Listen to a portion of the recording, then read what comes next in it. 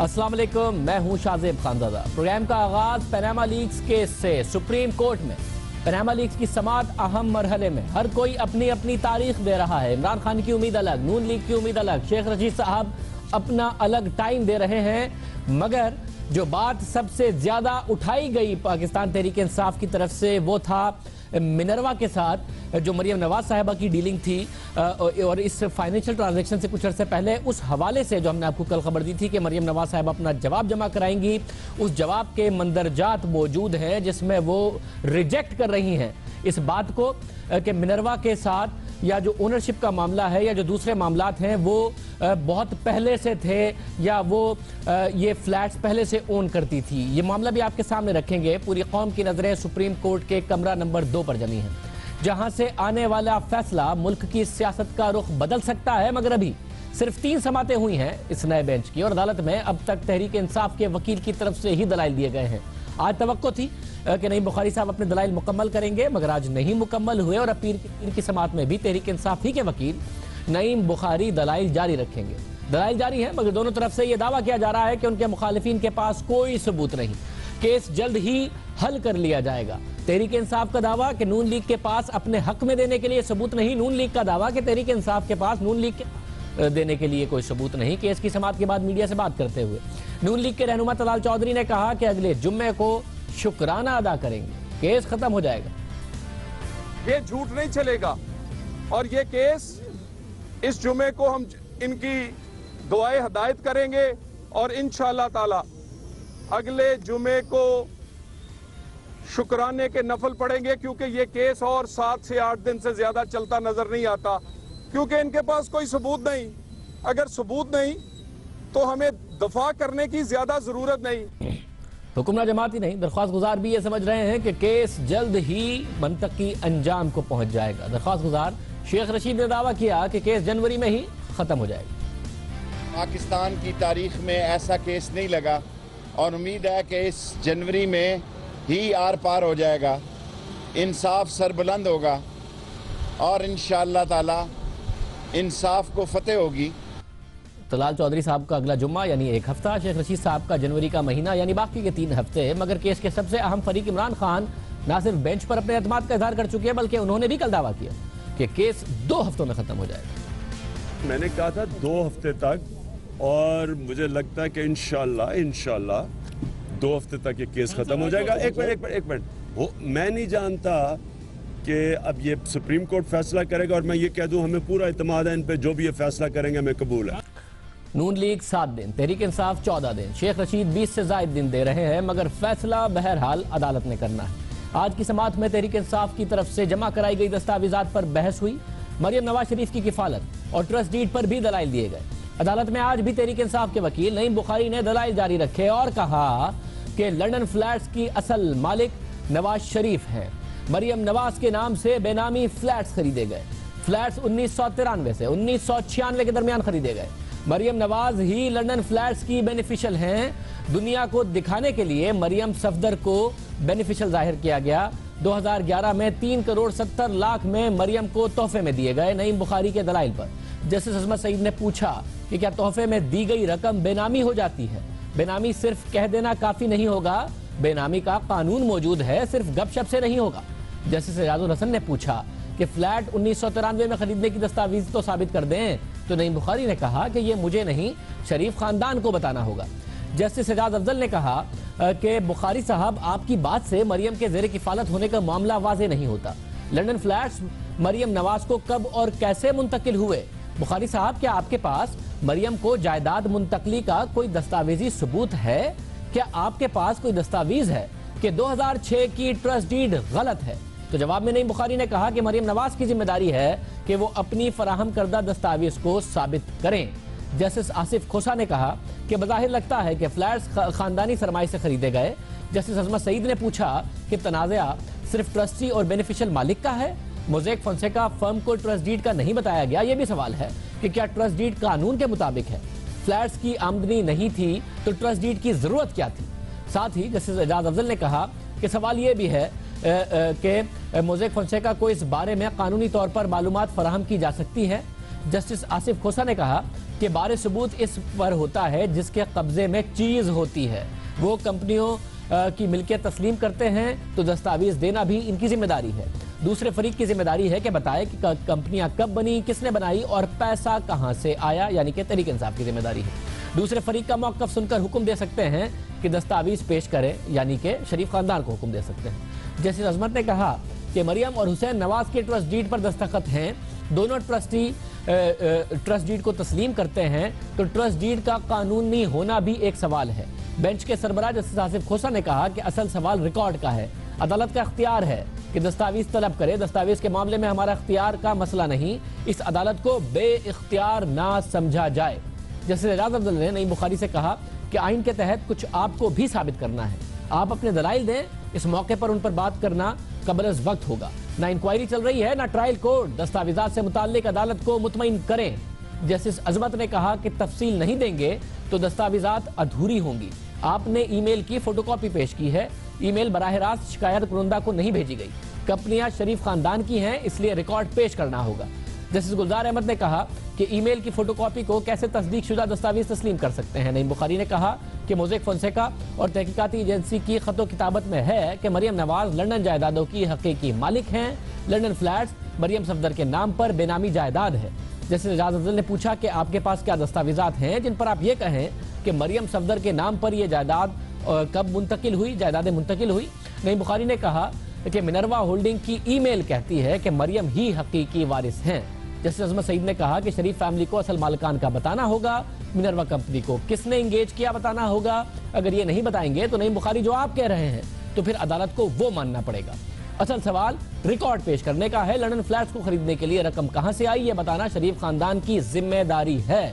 अदालत को नामुकम्मल रिकॉर्ड दिया गया, सिर्फ दुबई फैक्ट्री से मुतालिक दस्तावेजात दी गई, जद्दा फैक्ट्री से मुतालिक रिकॉर्ड कहां है अभी तक नहीं पता।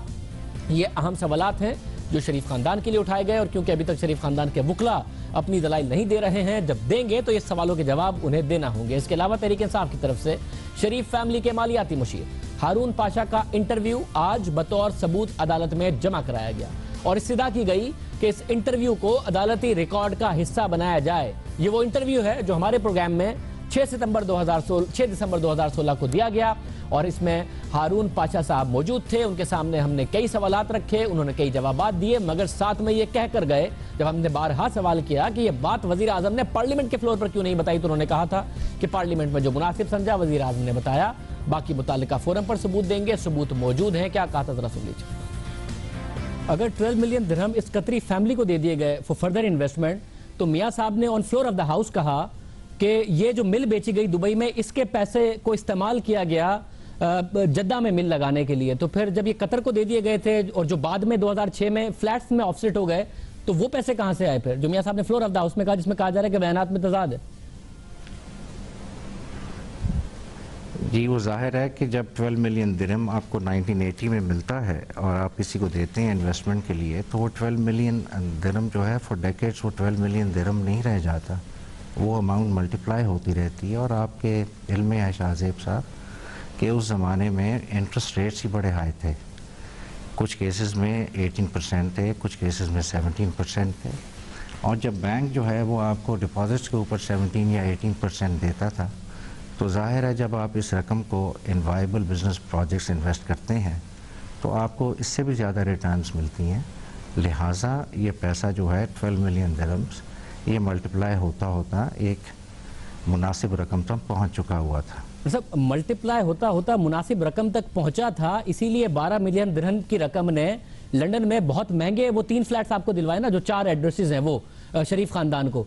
मैं तो ये जानना चाह रहा हूं कि उससे पहले आपने ये कतरी इन्वेस्टमेंट से ही पैसा निकाला था शरीफ खानदान ने जद्दा की मिल लगाने के लिए, और उसके बावजूद इन्वेस्टमेंट बाकी थी जो बाद में फ्लैट्स को ऑफसेट करने में काम आई, ये कह रहे हैं आप? जी हाँ, कुछ ऐसा ही है, आपने सही समझा है। मगर मियाँ साहब ने, अब ये मसला ये है कि जो कतरी शहजादे का खत है वो ये नहीं बताता कि दरमियान में हम मुनाफा देते रहे थे शरीफ खानदान को और ये भी लगा था। वो सिर्फ ये बताता है कि इन्होंने इन्वेस्टमेंट की जो मेरी अंडरस्टैंडिंग में बतौर कतरी शहजादे के है, और वो बाद में 2005 में 6 में मैच्योर हुई, तो उससे मैंने ये फ्लैट्स हमने दे दिए, ये हमारी मिल्कियत थे। मियाँ साहब फ्लोर ऑफ द हाउस पे ये बताते हैं कि 1980 में मिल बेची, उसमें से कुछ पैसा इस्तेमाल हुआ। मियाँ साहब कतरी शहजादे का जिक्र नहीं करते, कतर का जिक्र नहीं करते, कतरी शहजादा दरमियान की इन्वेस्टमेंट का जिक्र नहीं करता। ये तो सारे मिसिंग लिंक है जो कंट्राडिक्शन की जिसमें बात हो रही। शाहजेब साहब, इस तरह है कि ये प्राइम मिनिस्टर साहब की सवाबदीद है कि वो फ्लोर ऑफ द हाउस पे किस हद तक तफसीलात में जाते हैं। जो प्राइम मिनिस्टर साहब ने उस वक्त ज़रूरी समझा कि ये तफसीलात फ्लोर ऑफ द हाउस पे देनी है, उन सवालात के सिलसिले में जो कि उस वक्त उठे थे, वो मियाँ साहब ने उस वक्त फ्लोर ऑफ द हाउस पे दे दी। और जो बकाया तफसीलात थी वो अगर अप्रोप्रिएट फोरम कोई क्रिएट होना था उसके बाद, जो कि अब हो चुका हुआ है, तो वो तफसीलात उसके सामने इंशाल्लाह हम सबमिट कर देंगे। वो सबमिट कर देंगे। अब ये इंटरव्यू रिकॉर्ड का हिस्सा बनाने की इस्तदा कर दी है पाकिस्तान तहरीक इंसाफ ने अदालत से कि ये रिकॉर्ड का हिस्सा हो। ये सवाल जवाब तलब है जिनके जवाब शरीफ खानदान को देना होंगे। अगर रिकॉर्ड मौजूद है तो अदालत में पेश भी किया जाए। अगर शरीफ खानदान ये रिकॉर्ड अदालत में पेश कर देता है और तहरीक इंसाफ इसे गलत साबित नहीं कर पाती, तो फिर क्या होगा? अब मसला यह है, और हम ये मसला जस्टिस रिटायर्ड शाइख उस्मानी साहब से पूछते हैं कि ये मामला आगे बढ़ेगा कैसे। अब माहिर कानून भी हैं शाइख उस्मानी साहब, बहुत शुक्रिया। शाइख साहब, सबसे पहले मामला यह हुआ कि जी क्योंकि शरीफ खानदान ने मान लिया कि जायदाद हमारी है, तो इसलिए बारे सबूत उन पर है कि बताएं कि जायदाद कैसे आई।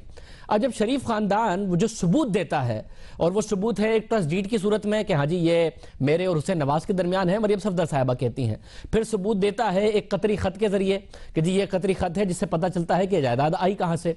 अब वो सबूत को अगर सवाल कर दे पाकिस्तान तहरीक इंसाफ के ये सबूत झूठे हैं, तो उन्हें झूठा साबित करने की भी जिम्मेदारी तहरीक इंसाफ पर है, या उन्हें सच्चा साबित करने की भी जिम्मेदारी अब नून लीग पर है? जो पहले बार सबूत था जो उन्होंने दे दिया, अब जिम्मेदारी किस पर है कि इसे सच्चा या झूठा साबित करें?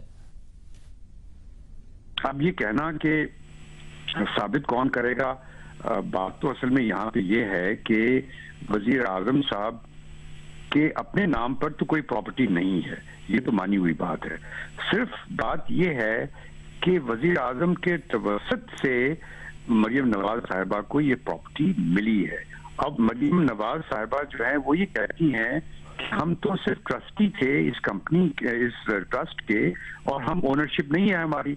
तो अब ये चीजें प्रूव करना यकीनन अब फिर बाद में वापस ओनर्स चला जाएगा जो पिटिशनर्स हैं कि ये यकीनन उनकी प्रॉपर्टी है। इसके लिए अगर आप कानूनी जुबान में इस्तेमाल करूं, एक टर्म होती है, उसको कहते हैं पियर्सिंग ऑफ कॉर्पोरेट वेल, कि आप वो कॉर्पोरेट वेल जो होता है हर एक जगह पे होता है कि असल में पता नहीं होता कि कौन ओनर है, उसको पियर्स करना, उसको उसमें उसको तोड़ना, उसको काटना, तो वो करके उसके बाद वो प्रूव कर सकेंगे, वरना तो उनके लिए प्रूव करना बहुत मुश्किल काम है।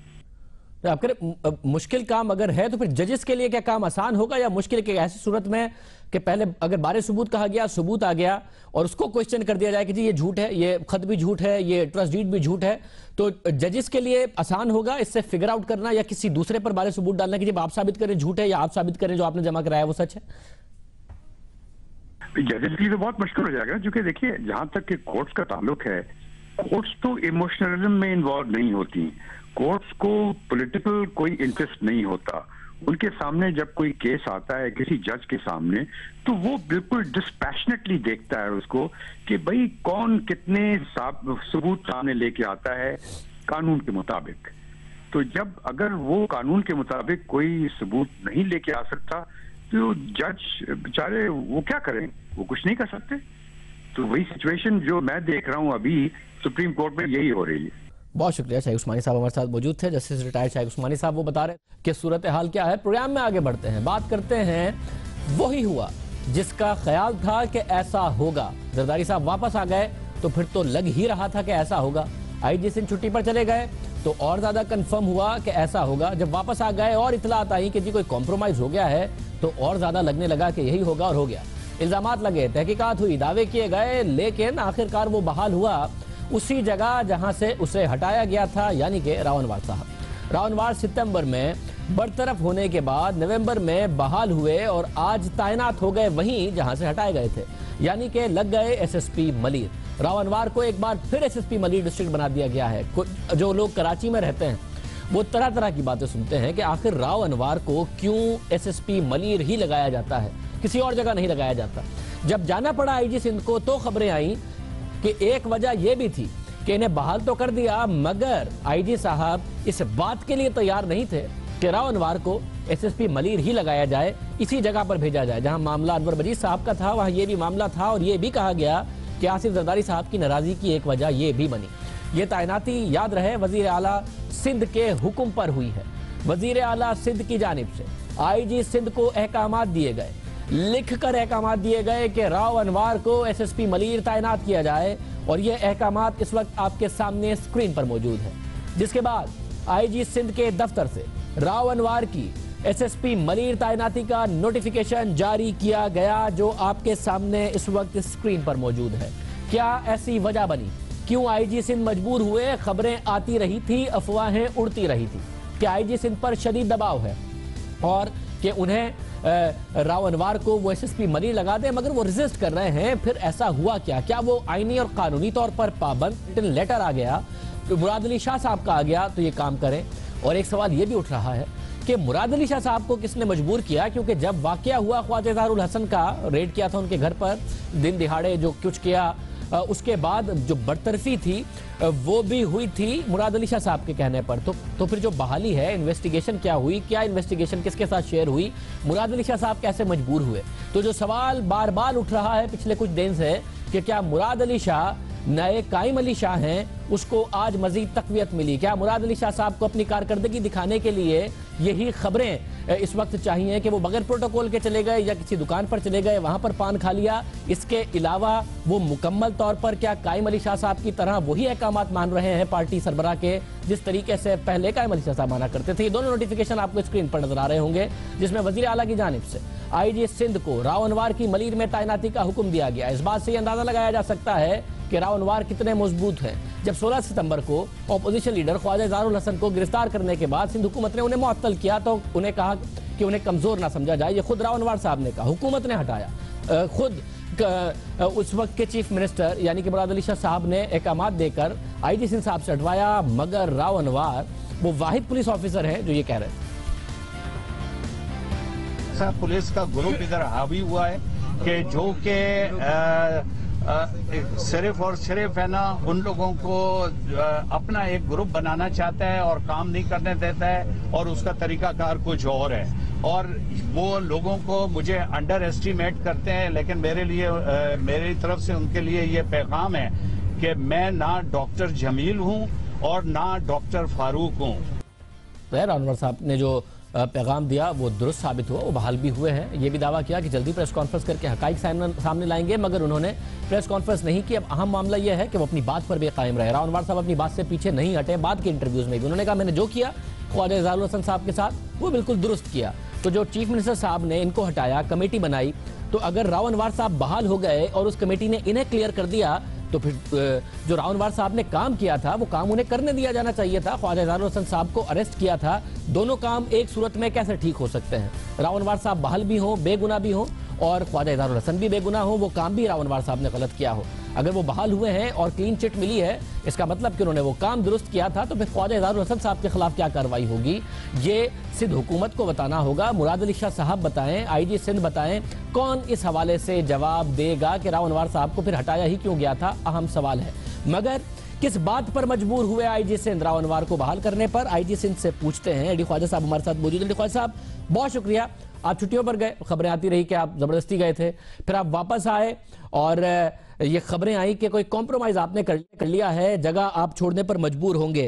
राव अनवर साहब को बहाल कर दिया आज आपने और वहीं लगा दिया जहां पर कहते हैं कि पीपल्स पार्टी की लीडरशिप चाहती थी, और मुराद अली शाह साहब ने एक बाकायदा पर लेटर भी इशू किया इस हवाले से। कॉम्प्रोमाइज का नतीजा है, मजबूर हुए आप, कॉम्प्रोमाइज किया आपने।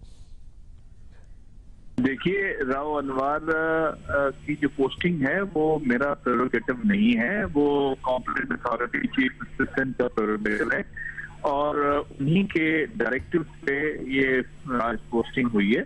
और इसमें किसी तरीके से भी मेरा कोई प्रेरोगेटिव है ही नहीं। एसपी या डीआईजी को पोस्ट करना ये मेरा प्रेरोगेटिव नहीं है, ये अंडर दी पुलिस एक्ट 1861 ये चीफ मिनिस्टर का प्रेरोगेटिव है। मतलब हमें जो रिटन ऑर्डर है उसकी कॉपी ज़ाहिर है हमें हमारे जराये से मौसूल भी हुई, आपकी कॉल से पहले हम इनको दिखा भी रहे थे। आप ये कह रहे हैं कि वो जो खबरें आती रही कि वर्बली आपसे कहा जाता रहा, आप रेजिस्ट करते रहे, रिटन ऑर्डर के बाद रूल्स के मुताबिक आप मना नहीं कर सकते थे चीफ मिनिस्टर को? जी बिल्कुल, मैं under the rules chief minister is the competent authority और उनके किसी भी रिटन डायरेक्टिव को आईजी कॉम्पिटेंट नहीं है रिफ्यूज करने का। हर इंसान अपनी मर्जी की टीम के साथ काम करना चाहता है जो उसको लगे जाहिर है कि कॉम्पिटेंट है उसके साथ। तो कराची के जैसे हालात हैं, आपको हक है कि आपकी टीम बनाई जाए। अगर आपका ये चीफ मिनिस्टर का इस्तेहकाक ना होता, आपके हाथ में होता, तो भी आप राव अनवर साहब को एसएसपी मलिर लगाते? देखिए, इसके ऊपर मेरे ख्याल कमेंट करना मुनासिब नहीं है। जो चीफ मिनिस्टर साहब के प्रेरोगेटिव है उस पर मुझे कमेंट नहीं करना चाहिए। तो फिर ऐसे हालात में, जो कराची के हालात में फिर कह रहा हूँ, जो हालात हैं और जो स्ट्रीट क्राइम का हाल है, उसमें फिर आप आईजी साहब खुश हैं कि इन इख्तियारात के साथ अच्छा काम कर रहे हैं, इसी टीम के साथ जो आपकी मर्जी की नहीं डिलीवर कर रहे हैं और करते रहेंगे, खुश हैं आप, मुतमईन है कि अंजाम दे लेंगे आप मुकम्मल तौर पर काम? जी, मैं अपनी बसात के मुताबिक जो मेरे इख्तियारात हैं उसमें मैं बिल्कुल अपना काम कर रहा हूँ। बहुत शुक्रिया। एडी ख्वाजा साहब हमारे साथ मौजूद थे। कहते हैं जो इख्तियारात हैं बसात के कर रहा हूँ। हमने पूछा अगर आपके पास इख्तियार होता तो भी ये करते, तो उन्होंने कहा कि ये सवाल ना करें, वज़ीर आला का इस्तेहकाक है। वज़ीर आला साहब अगर हमारे साथ मौजूद हो तो हम उनसे पूछें कि अगर आपके पास मुकम्मल इख्तियार होता तो भी आप ये काम करते, या कम से कम आवाम को बताना की ज़रूरत महसूस करते कि जिस शख्स को आपने बरतरफ किया उसके बाद अगर रिपोर्ट भी नहीं शेयर कर रहे हैं तो आवाम को बताइए। और अगर उन्होंने काम सही किया था राव अनवर साहब ने, और ऐसी बात नहीं है कि राव अनवर साहब के क्रेडिट पर कोई अच्छे कारनामे नहीं हैं, टेररिज्म के खिलाफ, वैसे दहशतगर्दों के खिलाफ उनकी कुछ अच्छी कार्रवाइयाँ भी है, तो एक ऐसे पुलिस ऑफिसर को अगर आपने हटाया तो फिर जो इजहारुल हसन साहब के खिलाफ उन्होंने किया उस हवाले से बात बताई जाए, अगर उन्होंने वो काम ठीक किया था। फ़हीम सिद्दीकी साहब हमारे साथ मौजूद है। फ़हीम सिद्दीकी साहब बहुत शुक्रिया। कराची पुलिस, सिंध पुलिस के मामलात अच्छी तरह समझते हैं आप। ये जो हुआ है ये मुआजरा क्या है? आईजी साहब कह रहे हैं मैं मना कर ही नहीं सकता था रूल्स के मुताबिक, और रिटन ऑर्डर भी मौजूद है। ये कहानी क्या है एसएसपी मलिर राव अनवर साहब को लगाने? शाहजेब, आपके प्रोग्राम में चंद दिन पहले जब हम राव अनवर के ऊपर बात कर रहे थे, मैंने उस दिन भी ये बात कही थी कि सीएम हाउस मामलात नहीं चलते, मामलात दुबई से चलते हैं। बिलावल हाउस से नहीं चलते, मामलात दुबई से चलते हैं, लेकिन अब बिलावल हाउस से चल रहे हैं आसिफ जरदारी साहब की वापसी के बाद। देखें, राव अनवर जिस शख्स का नाम है ना, वो राव अनवर एक पैरेलल सिस्टम का नाम है। वो उस सिस्टम के खिलाफ एक सिस्टम है जो चाहता है, जो समझता है कि जो कुछ करेंगे वो कानून की किताबों के मुताबिक, पुलिस रूल्स के मुताबिक करेंगे। लेकिन राव अनवर जिस सिस्टम का नाम है, ये इन तमाम लोगों को चैलेंज करता है, और इस सिस्टम का हिस्सा बहुत से ऐसे लोग हैं जिनका नाम लेते हुए जो है बहुत से लोगों को जो है वो, मैं कहूंगा कि वो घबराहट से जाते हैं। जैसा कि अभी आपने जब एडी ख्वाजा साहब से बात कर रहे थे, आप आईजी सिंध साहब से, तो उनसे जब जी आप मुकम्मल कीजिए, जब एडी ख्वाजा साहब से आप बात कर रहे थे तो उन्होंने कहा कि मैं उनको मना नहीं कर सकता सीएम साहब को। लेकिन जब चंद दिन पहले मेरी उनसे बात हो रही थी तो एडी ख्वाजा साहब ये कह रहे थे कि इख्तियारात मिलने चाहिए, यानी जिस शख्स को इख्तियारात चाहिए, तो उन्हें राव अनवर के मामले पर उस दिन भी मेरी बात हो रही थी, तो उस दिन भी ये कहते इख्तियारात मिलने चाहिए, काम करने के लिए मौका मिलना चाहिए। देखें, बसात बिछी हुई है लेकिन उस पर मोहरे जो है ना वो अपनी मर्जी से इधर से उधर किए जा रहे हैं। एडी ख्वाजा साहब की कोई इतनी ज़्यादा वो नहीं है कि वो जो अपनी मर्जी के मुताबिक फैसले कर सकें। मुराद अली शाह साहब की कोई इतनी है वो नहीं है कि वो अपनी मर्जी के मुताबिक जो है फैसले कर सकें। फैसले कहीं और से हो रहे हैं और होंगे। मलीर में एसएसपी राव अनवर का लगना पहली बार नहीं है। राव अनवर के को हटाए जाने के बाद जिस अफसर को लगाया गया था उसकी शोहरत अच्छी थी, उसने अपने तौर पर कोशिश जरूर की कि मलीर को अपने तौर पर चला ले, लेकिन वो भी नहीं चला सके। इससे पहले जब राव अनवर को हटाया गया था उसके बाद आपके इल्म में ले आऊं कि उस वक्त भी जिस शख्स को लगाया गया था वो एक्टिव एसएसपी नहीं था। उस वक्त राव अनवर सीट पर नहीं थे, लेकिन मलीर के तमाम मामला जो है राव अनवर देखा करते थे, बावजूद इसके कि वो जो है उस वक्त सीट से हटाए जा चुके थे। तो मलीर नाम ही राव अनवर का है और राव अनवर नाम ही एसएसपी मलीर का है। तो मुझे इसको समझने की जरूरत है। और जो आपने एक बात बताइएगा, मैं एक चीज जानना चाहूंगा, अगर ये कहा जाए कि राव अनवर साहब की जाहिर जात के साथ कुछ कंट्रोवर्सीज भी है, बहुत सारी कंट्रोवर्सीज हैं, मगर कुछ अच्छी कारकर्दगी भी है। ऐसा नहीं है कि बिल्कुल ही ऐसे ऑफिसर हैं जिनकी कोई अचीवमेंट ना हो, खुद खतरे में भी रहते हैं, टेररिस्ट के खिलाफ भी कार्रवाइयां हैं, मगर जो कंट्रोवर्सीज अटैच्ड है।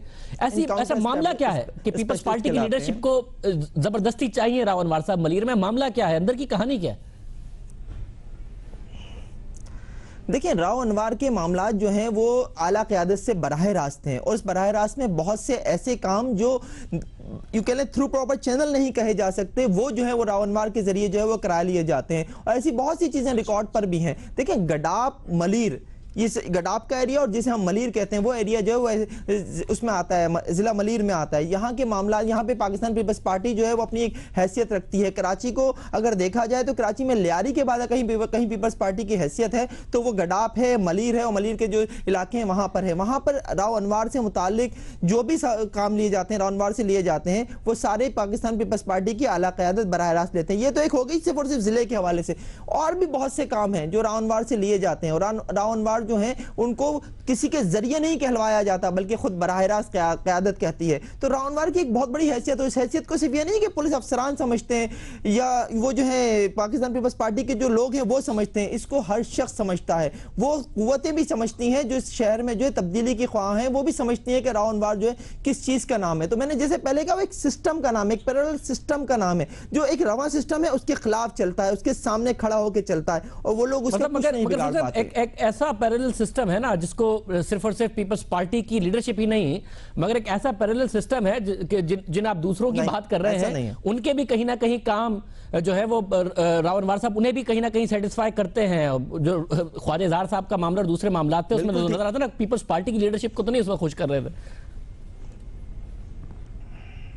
बिल्कुल ठीक कह रहे हैं। मैंने जैसे कहा ना कि वो मुख्तदर कुव्वतें जो कराची के मामलात में कहीं ना कहीं किसी ना किसी तरह से इन्वॉल्व रहती हैं, चाहे वो कालदम जमातों के हवाले से हों, चाहे वो सियासी हवालों से हों, चाहे वो MQM के हवाले से हों, या चाहे और किसी हवाले से हों, वो तमाम कुव्वतें जो हैं वो राव अनवर से जो है एक मामला बना के रखती हैं। राव अनवर को जो है वो बाकायदा इन तमाम चीज़ों के लिए कहा जाता है। राव अनवर उस वक्त अपनी खिदमत पेश भी करते हैं, हमने मुतादिद बार देखा। राव अनवर आज से नहीं, एक अरसे से काउंटर स्पेशलिस्ट के हवाले से जाने जाते हैं। बहुत शुक्रिया। फ़हीम सिद्दीकी हमारे साथ मौजूद थे। तज़िया आपने सुना, साहब को जब निकाला भी गया तब भी वो चीफ मिनिस्टर साहब के ऑर्डर पर था, मगर ना IG से मिले ना चीफ मिनिस्टर साहब से। दुबई गए थे, दुबई से वापस आए, बहाल हुए, और फिर दुबई से जरदारी साहब वापस आए तो ओहदे पर बहाल हो गए हैं।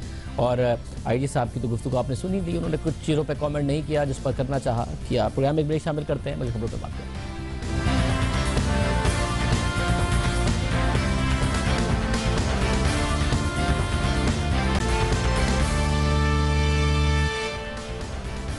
प्रोग्राम में बाद MQM से जुड़ी एक अहम खबर की। पिछले दिनों अचानक MQM पर एक क्राइसिस आया और 3 कौमी असम्बली और 2 सूबाई असम्बली की नशिस्तों पर मुंतखब अराकीन के इस्तीफ़े गैर यकीनी सूरत हाल में सामने आ गए, मगर वो अभी तक इस्तीफ़े गैर यकीनी सूरत हाल का शिकार हैं। हैरानकुन सूरत हाल यह है कि इन इस्तीफ़ों के मामले पर MQM पाकिस्तान को एक कदम नहीं उठा रही। न सिर्फ कदम नहीं उठा रही, आज हमने शो पर बुलाने की कोशिश की तो वहाँ भी नहीं आ रही। गुज़िश्ता साल MQM में टूट फूट हुई, पहले पाक सरज़मीन पार्टी और फिर 22 अगस्त को अल्ताफ़ हुसैन की मुतनाज़ तकरीर के बाद MQM टुकड़ों में बट गई, और इस दौरान MQM के कुछ पार्लियामेंटेरियंस नाराज़ हुए, फिर PSP में चले गए और कुछ MQM लड़न के हो गए। इधर उधर होने वाले मुत्तहिदा के अरकान कौमी असम्बली और सूबाई असम्बली के इस्तीफ़े भी आए, जिनमें से कुछ नशिस्तों पर ज़िमनी इंतखाब भी हो गए। लेकिन कराची में कौमी असम्बली की 3 नशिस्तों और सूबाई असम्बली की 3 नशिस्तों पर इस्तीफ़े अब तक गैर यकीनी की सूरत हाल का शिकार है। और जब से ये धड़ेबाजी विदिन MQM हुई है तब से ना वो इलेक्शन हो रहे हैं ना कोई दूसरा मामला हो रहा है। कराची से कौमी असम्बली की नशिस्तों NA 247, NA 255 और NA 251 के मुंतखब अरकान, जबकि सिंध असम्बली की नशिस्त PS 110 और ख़वातीन की एक मखसूस नशिस्त पर मुंतखब अरकान इस्तीफ़े के ऐलान के बावजूद अपनी नशिस्तें छोड़ने को तैयार नहीं, मराद भी ले रहे हैं। दूसरी तरफ MQM पाकिस्तान भी ये नशिस्तें वापस लेने को तैयार नजर नहीं आती है। बड़ा इंटरेस्टिंग मामला है कि जो छोड़ गए चले गए उनसे नशिस्तें वापस क्यों नहीं लेती MQM। NA 255 से मेंबर कौमी असम्बली आसिफ हसनैन, MQM के MPA मोहम्मद दिलावर और बिल्किस मुख्तार PSP का हिस्सा बन चुके हैं, और ये कहकर हिस्सा बने कि हम पार्टी छोड़ते हैं, पार्टी की दी हुई नशिस्त छोड़ते हैं। NA 247 से MNA सुफियान यूसुफ अपनी वफादारी का वजन MQM लंदन के पलड़े में डाल चुके हैं। लंदन जाके उन्होंने इस्तीफा दिया और वो भी अभी तक नहीं समझ में आ रहा। जबकि NA 251 से मेंबर कौमी असम्बली अली रजा आब्दी की रुकनीत खुद MQM पाकिस्तान खत्म कर चुकी है और वो अपना इस्तीफा MQM पाकिस्तान को भेज चुके हैं। लेकिन इस इस्तीफे के मामले पर MQM पाकिस्तान ना साफ छुप रही है, ना सामने आ रही है, ना स्पीकर साहब को भेज रही है, ना इस्तीफा ले रही है, ना वहाँ पर बाई इलेक्शन करवा कर अपनी मकबूलियत साबित करने की कोशिश कर रही है। अली रजा आब्दी अपना इस्तीफा एमक्यूएम लंदन और पाकिस्तान दोनों को भेज चुके हैं, लेकिन दोनों ही आगे नहीं बढ़ रही। कौमी असेंबली की स्टैंडिंग कमेटी के इजलास का वो हिस्सा भी बन रहे हैं और अपनी रिकमेंडेशंस भी दे रहे हैं, मगर ना एमक्यूएम लंदन कुछ कर रही है ना पाकिस्तान। एमक्यूएम इन बेवफाई करने वालों की रुकनियत खत्म करवा सकती है, लेकिन एमक्यूएम पाकिस्तान खामोश है। जिन्होंने इस्तीफे दिए वो भी बाकायदा तरीकेकार को नहीं अपना रहे, और जो एमक्यूएम कर सकती है वो एमक्यूएम नहीं कर रही। एमक्यूएम पाकिस्तान बेवफाई करने वालों से अमली लाताल्लुकी का मुजाहरा नहीं कर रही, सिर्फ वर्बल है। जिन्होंने की वो भी लफ्जी तौर पर कर रहे हैं, और जो मुत्तहिदा कौमी मूवमेंट है वो भी लफ्जी तौर पर लाताल्लुकी कर रही है। क्या मुत्तहिदा कौमी मूवमेंट पाकिस्तान इस बात से डर रही है कि अगर बाई इलेक्शन हुआ तो ऐसा ना हो कि बाई इलेक्शन हम जीत ना पाएँ? क्या एमक्यूएम लंदन इसलिए नहीं कर रही सुफियान यूसुफ का इस्तीफा फॉरवर्ड के अगर इलेक्शन हुआ तो हम किस नाम से इलेक्शन लड़ेंगे? और ये जो अरकान है, तो उसमें चाहे बिल्किस साहिबा हो, चाहे सुफियान यूसुफ साहब हो, या फिर रुकन सिंध असेंबली हफीजुद्दीन साहब हो, जो पीटीआई छोड़कर गए थे, पीएसपी भी ले रहे हैं, मुस्ताफ़ी नहीं हो रहे। ये मामला क्या है? पाक सरजमीन पार्टी क्यों नहीं कहती अपने लोगों से कि भाई आप हमारे पास आ गए हैं? जो मैंडेट था, जो कि मुस्तफ़ा कमाल साहब कहते हैं कि फारूक सत्तार साहब के पास अल्ताफ हुसैन साहब का मैंडेट है, तो जो दूसरे लोग उनके पास आ गए हैं उनसे मैंडेट बाकायदा तौर पर छुड़वाएं। हफीजुद्दीन साहब तहरीक इंसाफ का मैंडेट लिए बैठे हैं, उनसे छुड़वाएं। दोबारा बाई इलेक्शन की बात हो, ये हो क्यों नहीं रहा? क्योंकि अहम बात यह है कि इन कॉन्स्टिट्यूंसीज के लोग इस वक्त बाकायदा तौर पर नुमाइंदगी से महरूम हैं। ये लोग ना इन कॉन्स्टिट्यूंसीज में जाके इनके मसाइल सुनते हैं, क्योंकि बज़ाहिर मीडिया पर आकर ये मुस्ताफ़ी हो चुके हैं, ना ही असेंबली में इनके इस्तीफे गए हैं, तनख्वाहें मरात इन्हें मिल रही हैं। ये मामला क्या है? हमारे साथ कसीम सईद मौजूद हैं, उनसे पूछते हैं कि ये मामला जा कहाँ रहा है। कसीम, बहुत शुक्रिया। ये मामला क्या है? एमक्यूएम पाकिस्तान, एमक्यूएम लंदन, पाक सरजमीन पार्टी, इस्तीफे भी हो गए, लाताल्लुकी भी हो गई, मैंडेट भी किसी और का रखा भी हुआ है, तनख्वाह भी ले रहे हैं। ये मामला क्या है? क्यों नहीं फैसला हो रहा? जी शाज़ेब, ये मामला है कराची के 13 लाख वोटर्स का और यहाँ पर बसने वाले 20 लाख से ज़ायद शहरियों का, जिन्हें तलाश है अपने हकीकी नुमाइंदों की। और अगर हम कराची में कौमी असम्बली की नशस्तों की बात करें तो NA 255 पर आसिफ हसनैन थे, मुत्तहिदा के टिकट से वो इस नशस्त पर कामयाब हुए। उसके बाद PSP में हिजरत कर गए और उसके बाद उन्होंने अपना इस्तीफ़ा कौमी असम्बली सेक्रेटेरिएट को भिजवाया, लेकिन उसे एतराज़ लगाकर वापस किया गया कि उसमें इमले की गलती थी, और उसके बाद उन्होंने जहमत नहीं की इस्तीफ़ा दोबारा भिजवाने की, बदस्तूर मरात ले रहे हैं। NA 247 की बात करें, सुफियान यूसुफ जो कि 22 अगस्त के बाद एमक्यूएम लंदन के कैंप में चले गए, इस्तीफे का ऐलान जरूर किया, लेकिन दरअसल इन्होंने भी कौमी असम्बली सेक्रेटेरिएट में छुट्टियों की दरख्वास्त दे रखी है। NA 251 पर माजरा जरा मुख्तलिफ है, क्योंकि इस पर मुंतखब अली रजा आब्दी की पार्टी रुकनियत खुद मुत्तहिदा कौमी मूवमेंट पाकिस्तान ने ख़त्म की थी, और क्योंकि इंतखाबात पार्टी टिकट पर होते हैं तो इसीलिए उनसे इस्तीफे का भी मुतालबा किया गया था। ताहाल ना उनकी जानिब से इस्तीफा जमा कराया गया है और ना ही एमक्यूएम पाकिस्तान ने इस मामले को परसू किया है। अगर हम सूबाई असम्बली की बात कर लें तो उसमें भी 3 नशस्तें ऐसी हैं जिनमें PS 110 है, और इस पर एमक्यूएम से मुंतखब हुए मोहम्मद दिलावर जो कि फिर PSP में चले गए, उन्होंने भी अपना इस्तीफा करियर कराया है सेक्रेटेरिएट में। इसके अलावा हफीजुद्दीन जो कि PTI में थे वो भी PSP में गए, इन्होंने अपना इस्तीफा फैक्स किया, जबकि खवातीन की मखसूस नशस्त पर जो बिल्किस मुख्तार थी एमक्यूएम से, वो भी PSP में गई, लेकिन उन्होंने अपना इस्तीफा जमा कराने की जहमत नहीं किया। अब ये जो अरकान सूबाई असम्बली है ये हमसे ज़्यादा असम्बली रूल से वाकिफ़ है, और इन्हें भी पता है कि अगर आप अपना इस्तीफ़ा कुरियर करते हैं या फिर उसे फैक्स करते हैं तो वो काबिल कबूल नहीं होगा। तो कहीं ना कहीं हमें इसमें डेलिब्रेशन का अंसर भी नज़र आता है। ताहम मेरी बात हुई है कौमी असम्बली सेक्रेटेरिएट में भी, और सूबाई असम्बली सेक्रेटेरिएट, वहाँ से इन लोगों को मरात और तनख्वाहें बदस्तूर दी जा रही हैं। बहुत शुक्रिया कसीम सईद। ज़्यादती है उन लोगों के साथ जिन्होंने इन्हें मुंतखब किया, क्योंकि वो नुमाइंदगी से भी महरूम है। जिन्हें नुमाइंदगी दी थी उन्हें मरात मिल रही है, मगर वो नुमाइंदगी करने को तैयार नहीं, और जिस पार्टी में चले गए हैं उस पार्टी के लिए बात करते हैं मगर पिछली पार्टी का मैंडेट छोड़ने को तैयार नहीं। प्रोग्राम में आगे बढ़ते हैं, बात करते हैं तशद्दुद का निशाना बनने वाली 10 साला बच्ची तैयबा की। तैयबा कहाँ है, किस हाल में है, ताहाल कुछ पता नहीं। एक तरफ तैयबा और उसके वालिदैन की तलाश जारी है, वहीं वो 2 दावेदार सामने आए हैं जो कह रहे हैं कि तैयबा के वालिदैन वो हैं। पुलिस ज़राए के मुताबिक ये पता लगाया गया है कि तैयबा के हकीकी वालिद कौन हैं। जड़ावाला के गांव के नंबरदार ने तहरीरी तौर पर तस्दीक की है कि आज़म ही तैयबा के हकीकी वालिद हैं।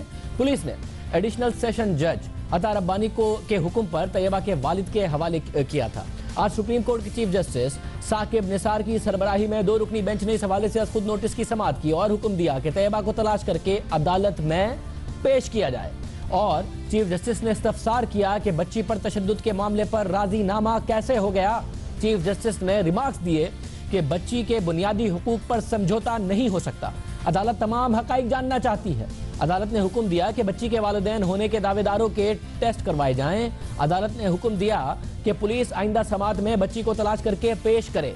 अदालत में आज एडिशनल डिस्ट्रिक्ट एडिशनल जज राजा खुर्रम अली खान की अहलिया को भी पेश किया गया। अदालत ने माहीन खुर्रम को जवाब जमा कराने के लिए बुध तक की मोहलत दी है। अदालत ने DIG इस्लामाबाद को आला तहकीकाती कमेटी बनाने का हुक्म दिया और इस्लामाबाद पुलिस से 3 दिन में तहकीकाती रिपोर्ट तलब की है। तैयबा की तलाश जारी है। तैयबा और उसके वालिदैन को ढूंढने के लिए इस्लामाबाद पुलिस की एक खुसूसी टीम फैसलाबाद और जनावाला पहुंची, लेकिन उसे कामयाबी नहीं मिली। हमने अपने तौर पर भी मालूमात करने की कोशिश की। हमारे नुमाइंदे तैयबा के गाँव उसके घर पहुंचे, मोहल्ले वालों से बात की, तैयबा के दादा से बात की तो उन्होंने कहा कि तैयबा और उसके वालिदैन इस्लामाबाद ही में हैं। यूनियन काउंसिल में तैयबा की पैदाइश का रिकॉर्ड ढूंढा गया, वो भी नहीं मिला। तैयबा की बाजियाबी के लिए खुसूसी टीमें तश्कील दी गई। केस की निगरानी DIG ऑपरेशंस करेंगे। वजारत दाखिला भी एक्शन में आ गई है।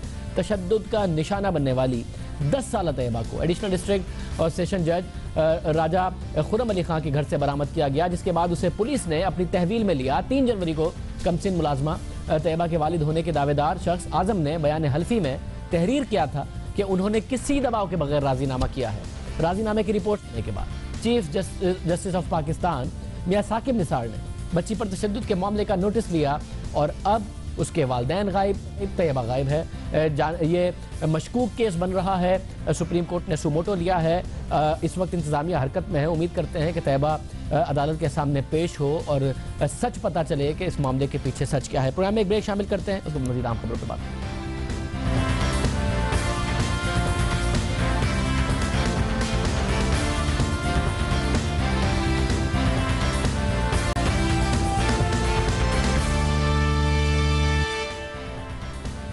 आज भारत और पाकिस्तान के दरमियान मोहब्बत और सकाफत के हक की एक ऊंची आवाज़ हमेशा के लिए खामोश हो गई। हक में बात करने वाली ऊंची आवाज़। और बड़ी अहम बात यह है कि ओमपुरी साहब ने ज़िंदगी भर बड़ी ज़बरदस्त फिल्में की। बहुत ज़बरदस्त आर्ट अदाकार के तौर पर जाने जाते थे। कुछ फिल्में ऐसी भी की जो पाकिस्तान मुखालिफ थी, मगर फिर पाकिस्तान आए, पाकिस्तानियों की मोहब्बत देखी और ये वादा करके गए कि मैं अब पाकिस्तानी फिल्मों में भी काम करूँगा और भारत में किसी ऐसी फिल्म में आइंदा नहीं काम करूँगा जो पाकिस्तान मुखालिफ हो। वादा पूरा किया, पाकिस्तान में फिल्म की और वो उनकी आखिरी फिल्म भी साबित हुई। ओमपुरी आज दिल का दौरा पड़ने से इस जहान फ़ानी से कूच कर गए। दर्जनों फिल्मों में ओमपुरी ने अदाकारी के अनमिट नकूश छोड़े और साथ ही आज बॉलीवुड हो या फिर पाकिस्तानी फिल्म इंडस्ट्री, बड़े बड़े अदाकारों ने ओमपुरी की वफ़ात पर आज बहुत ही ज़्यादा गम का इजहार किया और सबने सोशल मीडिया पर अपने पैगामात छोड़े। नबील कुरैशी जो कि एक्टर इन लॉ के डायरेक्टर हैं, जो आखिरी फिल्म की पाकिस्तानी फिल्म थी, उनसे पूछते हैं कि उनका तजर्बा कैसा रहा। एक्टर तो ज़बरदस्त थे ही, बतौर इंसान उन्होंने कैसा पाया। नबील, बहुत शुक्रिया। आपने आखिरी फिल्म उनकी के साथ थी, क्या बताएंगे बतौर इंसान, बतौर अदाकार? बहुत बड़े अदाकार थे, 8 फिल्मों में काम करते थे, मगर आपने कैसा पाया? पूरी साहब के साथ काम करने का एक्सपीरियंस बहुत ही ज़बरदस्त रहा। लास्ट ईयर हम इंजन उनके साथ का फिल्म की शूटिंग कर रहे थे और आज जब ये खबर सुबह मालूम हुई तो बहुत शॉकिंग था, बिकॉज 4-5 दिन पहले ही हमारी उनसे बात हुई थी और हमारी उनसे ऑन एंड ऑफ बात होती रहती थी काम के अलावा भी। सब जानते हैं वो बहुत ज़बरदस्त एक्टर थे, बट हमारे लिए वो बहुत फादरली थे, जिस तरह सबसे बात करते थे। और मैं कहूँगा कि जितने बड़े स्ट्रेचर के वो एक्टर थे और हम जैसे लोगों के साथ वो जितना घुल मिल गए थे, जिस तरह का उनका रिलेशनशिप था, आई थिंक वो इसीलिए था कि वो एक बहुत अच्छे इंसान थे। वो आपसे मिलते थे तो बिल्कुल भी जजमेंटल नहीं होते थे कि आप किसी और रिलीजन से हैं या किसी और कास्ट से हैं या किसी और रंग नस्ल के लोग हैं। बिल्कुल सबसे वो एक तरीके से मिलते थे, बहुत हम्बल थे। तो मैं कहूँगा कि अगर हम लोग उनसे वाकई मोहब्बत करते हैं, फ्रेटर्निटी के लोग या और आम इंसान भी, तो जो उनका मैसेज है, जो वो हमेशा अमन की बात करते थे, हम उसको आगे बढ़ाएं। और आई थिंक सब कॉन्टिनेंट में स्पेशली जिस तरह का उनका एक मैसेज रहा है कि हमेशा उन्होंने पीस को प्रमोट किया है, तो हम भी जो है वो वही चीज़ को प्रमोट करें। बहुत शुक्रिया। जैसा कि नबील भी बता रहे थे कि किस किस्म के इंसान थे और आखिरी दिनों में जब पाकिस्तान और भारत के ताल्लुकात ख़राब थे, पाकिस्तानी अदाकारों को वहाँ मुश्किलात का सामना था और साथ ही पाकिस्तान में भारत में बड़ी तनकीद हो रही थी, तो ओमपुरी साहब ने एक ऐसी पोजीशन ली जो खुद भारत के में अनपॉपुलर साबित हुई, उन पर बड़ी तनकीद हुई। वो इस बात के हामी थे कि पाकिस्तानी अदाकारों को भी आके काम करने दें भारत में और भारतीय अदाकार भी जाके काम करें और सियासत में और नफरत के पैगाम को नहीं आगे बढ़ना चाहिए, बल्कि मोहब्बतों के पैगाम को आगे बढ़ना चाहिए। प्रोग्राम में आगे बढ़ते हैं, आखिर में बात करते हैं अब से थोड़ी देर बाद 12 बजे से जो अदालतें हैं, फौजी अदालतें, वो उनकी आईनी मुद्दत ख़त्म हो रही है, जिसके साथ ही मुल्क भर में जनवरी 2015 में कायम की गई खुसूसी फौजी अदालतें ख़त्म हो जाएंगी, जिसके बाद फौजी अदालतों में ज़ेर समात मुकदमात इंसदादी दहशतगर्दी की अदालतों में चलेंगे। ये बात वफाकी वज़ीर दाखिला चौधरी निसार की जानिब से की गई है। अब मुकदमे फौजी अदालतों की बजाय इंसदादी दहशतगर्दी की अदालतों में चलेंगे और वज़ीर दाखिला ने वाज़ेह किया कि फौजी अदालतें 2 साल के लिए कायम की गई थी और फौजी अदालतों में तौसी की कोई तजवीज़ ज़ेर गौर नहीं। ज़राए वज़ारत दाखिला के मुताबिक चंद रोज़ कबल फौजी अदालतों को भेजे गए 40 मुकदमात पर कार्रवाई नहीं हो सकी थी। कल से 160 मुकदमात इंसदादी दहशतगर्दी की अदालतों के सुपुर्द हो जाएंगे। ज़राए का कहना है कि 2 साल में फौजी अदालतों को दहशतगर्दी के कमोबेश 300 मुकदमात इरसाल किए गए, जिनमें से 120 की समाअत अभी भी जारी थी और 31 दिसंबर को जो ISPR ने बताया था कि 2016 में फौजी अदालतों से 274 मुजरिमों को सजा सुनाई गई, जबकि 12 मुजरिमों को फांसी दी गई। आज के प्रोग्राम में इतना ही। आपसे पीर के प्रोग्राम में मुलाकात होगी। अल्लाह हाफ़िज़।